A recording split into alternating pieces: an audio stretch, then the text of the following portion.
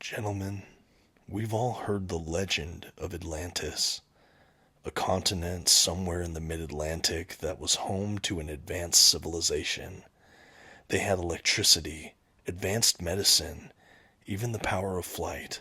I propose that we find Atlantis, find that power source, and bring it back to the surface.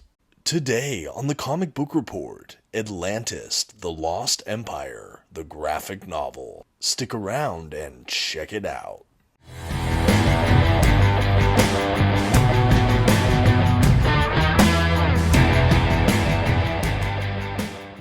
Greetings everyone, my name is Dominic and today you're tuning in to the Comic Book Report, where we review comic books and graphic novels so you can get an idea of what to read. And today I'm pretty excited to check out this little graphic novel adaptation of Disney's Atlantis, The Lost Empire. This book comes from the publisher Papercutz, and I'll admit I first heard about it looking at their website. I recognized Mike Mignola's style instantly, and I was not aware before picking this up that he was affiliated with the Atlantis movie. Apparently he was a production designer. I had no idea about that, but we have some of his original artwork here along with this beautiful cover. At any rate, this is what initially attracted me to this pickup, and I was elated when Papercutz was willing to send me a review copy in exchange for this honest review. So a huge thank you to them. Now let's go ahead and actually dive into the review. First, some quick facts about today's collection. The graphic novel was created by Mike Mignola with script adapting from Greg and Barr and penciled by Claudio Scarone. This graphic novel was published by Papercutz in 2024. The volume itself collects Atlantis, The Lost Empire, the graphic novel. And finally, this is a digest-sized hardcover edition with nice glossy print paper stock, a glued binding, and a total of 56 pages. At this time, I'd like to issue a general spoiler warning. I will be flipping through the contents of today's collection and commenting on plot points throughout. You've been advised. Okay, and here's our first dedicated look at that cover for this digest-sized hardcover from Papercutz, and right away, like I mentioned, we have this gorgeous cover from Mike Mignola. It's evocative, intriguing, captivating, all the things. I absolutely love this cover. It was a huge sell for me personally on this title, and I'm really happy I was able to check it out. I remember growing up as this movie was coming out. I remember seeing a lot of buzz for it, but honestly, I didn't visit this movie personally until I was a little bit older. I do have an affection for it though, so I was eager to see what the graphic novel would be like. And speaking of that graphic novel, we can go ahead and transition to the spine. We have Disney, we have the font for Atlantis, The Lost Empire, and it's a classic graphic novel. And then, of course, the branding for Papercutz. Now, we don't have any kind of creator names attached to this. You actually will find that as you enter into the collection itself. I imagine that's a bit difficult, seeing that this is largely an adaptation, but I did try to provide what information I could glean from this book at the top of the video.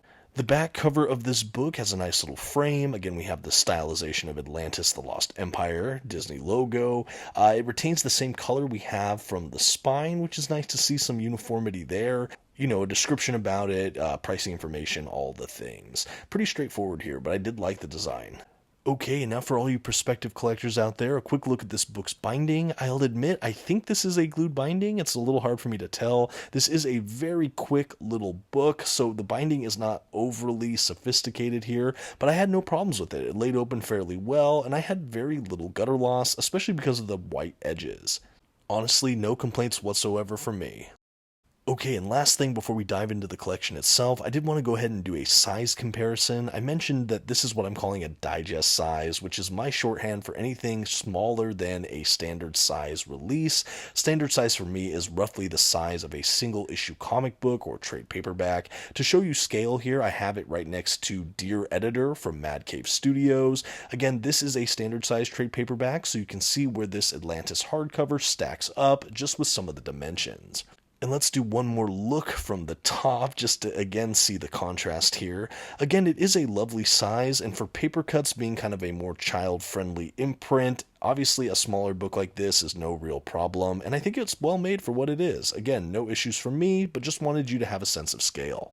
Okay, and with that, we can go ahead and jump into this book. After some end pages, we have a title page, publication information page, and then we go right into the book. Being a graphic novel, we don't even have kind of issues or any kind of partitions. We just have one long streaming story that basically covers the entire movie of Atlantis, The Lost Empire, that Disney film from the early 2000s. And I'll say right from the jump here that from my memories of that Disney film, this is honestly a very faithful and well done adaptation.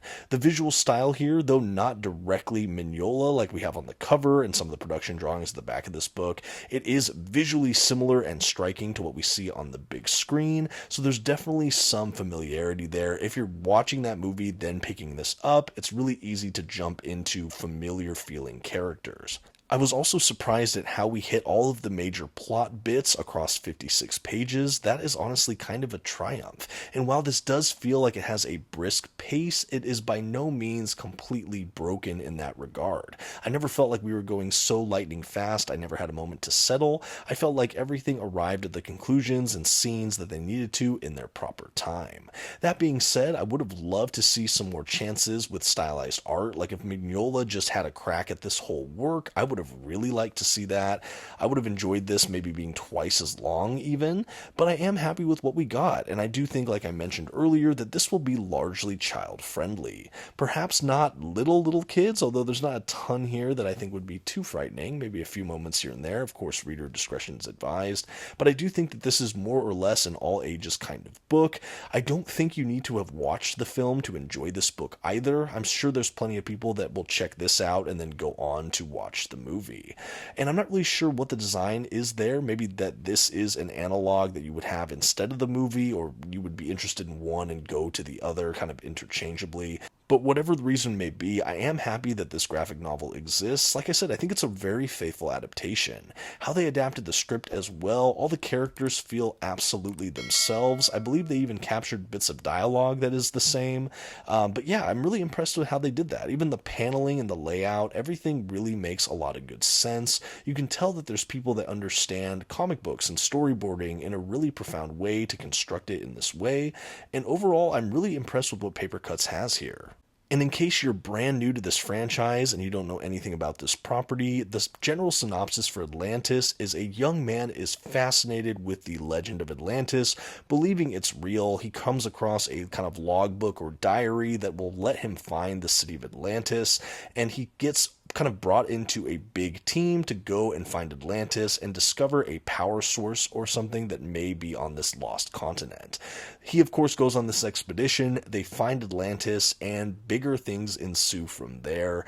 I do think that this is a fun story. It has kind of that old world, hidden world kind of adventure, swashbuckling kind of feel with a fun kind of steampunk sci-fi aspect or angle to it. It has a really just interesting atmospheric like quality, and that's something I see in this graphic novel and certainly in the film itself. I will say as well, the resolution of this graphic novel, like the movie, is full of a ton of action, and I loved how the artists rendered that for this graphic novel.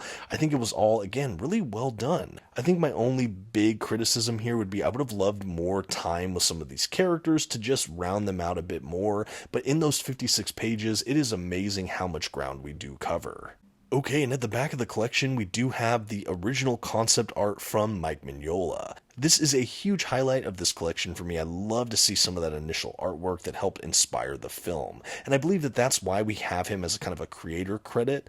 But yeah, I really enjoyed this little gallery at the back. I would have loved to see this in an oversized format, or I would have, like I said, loved to see him take a hand at adapting this movie in his style as a graphic novel. But I still was really thankful to have this still as a bonus feature. From this gallery alone, we have such a great sense of the characters, the worlds, the technologies, the landscapes. It is really just jaw-dropping.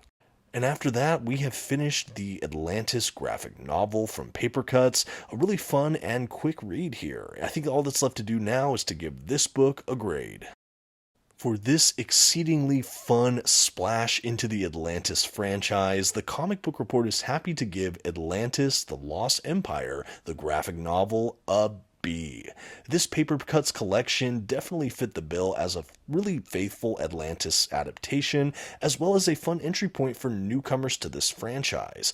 I thought the character models were all immediately recognizable, and the storyline looks like it was torn right from the silver screen and reconstructed in the most logical comic book formatting. I really enjoyed how this was put together. It left me wanting more, but I was still satisfied with the product here. I also really loved the concept art gallery we got from Mike Mignola at the back of this collection. I think that was worth the cost of entry alone as a fan of Mignola's work, and absolutely his artistic style.